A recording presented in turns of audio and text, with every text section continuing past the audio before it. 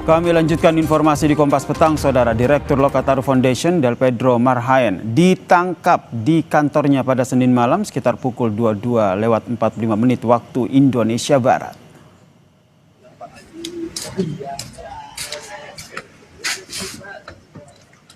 Dan saudara, inilah detik-detik penangkapan Del Pedro yang diposting di akun X. Polisi menyebut Del Pedro ditangkap terkait dengan dugaan penghasutan massa untuk melakukan tindakan anarkistis. Pemeriksaan masih dilakukan intensif atas dugaan pelanggaran tindak pidana tersebut. Lokataru Foundation mengecam tindakan polisi membungkam suara koalisi masyarakat sipil yang mengawasi kinerja pemerintah. Menurut Lokataru, Del Pedro dijemput paksa aparat tanpa dasar hukum yang jelas. Penangkapan ini adalah bentuk kriminalisasi dan mengancam dan merupakan ancaman nyata bagi kebebasan sipil serta demokrasi. Polisi membenarkan penangkapan itu, saudara. Del Pedro ditangkap atas dugaan menghasut massa untuk melakukan kericuhan di sejumlah wilayah Jakarta. Upaya penghasutan diduga terjadi sejak 25 Agustus di depan gedung DPR, sekitar Jalan Gelora, Tanah Abang, dan juga di sejumlah wilayah Jakarta lainnya. Del Pedro sudah ditetapkan sebagai tersangka.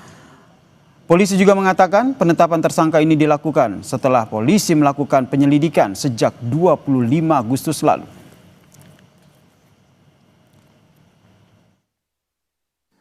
Polda Metro Jaya telah melakukan penangkapan terhadap saudara DMR atas dugaan melakukan ajakan hasutan yang provokatif untuk melakukan aksi anarkis dengan melibatkan pelajar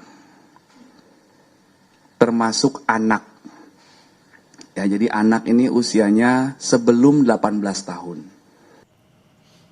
Direktur Amnesty International Indonesia, Usman Hamid, meminta polisi segera membebaskan Direktur Lokataru Foundation, Del Pedro Marhaen. Usman yakin tuduhan penghasutan massa untuk melakukan tindakan anarkistis itu tidak benar. Saya juga komunikasi dengan pihak kepolisian, kenapa mereka sampai ditangkap, apa dasar kepolisian melakukan penangkapan itu. Pihak kepolisian menjelaskan itu terkait dengan pernyataan dan juga postingan dari misalnya Lokataru atau dari blog politik pelajar dan seterusnya yang dipandang polisi menghasut kekerasan atau menghasut serangan kepada pihak kepolisian. Nah, saya masih mempelajari itu postingan-postingan itu, tapi saya menyarankan kepada pihak kepolisian untuk membebaskan segera, karena saya tidak percaya bahwa mereka, orang seperti Del Pedro atau orang seperti misalnya Syahdan, benar-benar ingin memprovokasi masyarakat atau rakyat untuk menyerang pihak kepolisian. Direktur Lokataru Foundation, Del Pedro Marhaen, ditangkap Polda Metro Jaya. Del Pedro sudah ditetapkan sebagai tersangka, saudara, atas dugaan melakukan ajakan hasutan yang provokatif untuk melakukan aksi anarkistis dengan melibatkan pelajar termasuk anak, saudara. Apakah ini upaya untuk membungkam suara koalisi masyarakat sipil? Kami membahasnya bersama dengan Ketua Harian Kompolnas, Mas Arief Wicaksono, dan juga tim advokasi Lokataru Foundation, Mas Fian Alaidrus. Selamat petang semuanya. Selamat petang, Mas. Terima kasih. Saya ke Mas Arief dulu. Mas Arief. Ya, Mas Arief, ini apakah betul penangkapan ini tidak ada kaitannya dengan membungkam suara sipil yang tengah bersuara terkait dengan bagaimana mengaspirasikan suara mereka?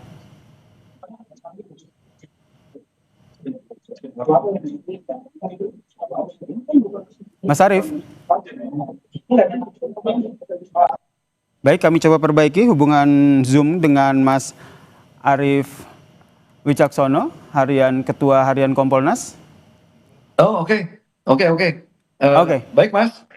Jadi memang berkaitan dengan penangkapan Direktur Lokataru tersebut, kami sudah mendapatkan informasi awal langsung dari Direktur Kriminal Umum Polda Metro. Jadi memang dilakukan penangkapan kemarin tanggal 1 September dan atas tuduhan dugaan sementara pengenaan pasal penghasutan yang diatur dalam 160 KUHP dan juga postingan yaitu Undang-Undang ITE dan termasuk melibatkan pelajar atau anak yang masih belum di bawah umur, masih belum cukup umur. Demikian, Mas. Baik, saya ke Mas Afian. Mas Fian, langkah dari Lokator Foundation, tim advokasinya seperti apa? Pertama, mandi dulu Mas, soalnya belum pada mandi, teman-teman advokasi, lawyer. Yang pertama, karena ditangkapnya malam-malam.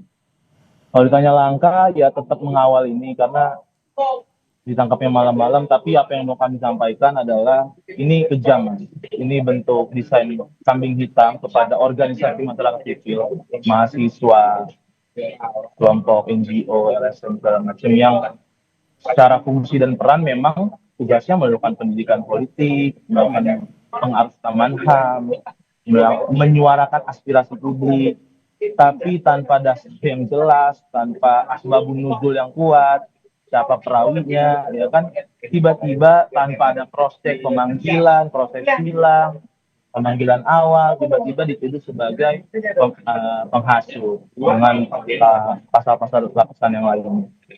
Ditangkap langsung sebagai tersangka, minta penjelasan lebih detail, butuh kuasa hukum, disuruh langsung ke Polda. Saya nggak ngerti Mas, ini gimana responnya? Mungkin harus ada Pak Arief supaya kerjanya lebih masuk. Kalau langkah ya mau gimana Mas? Mereka yang punya hukum, kita kalau ngamuk nanti dianggap penghasutan juga.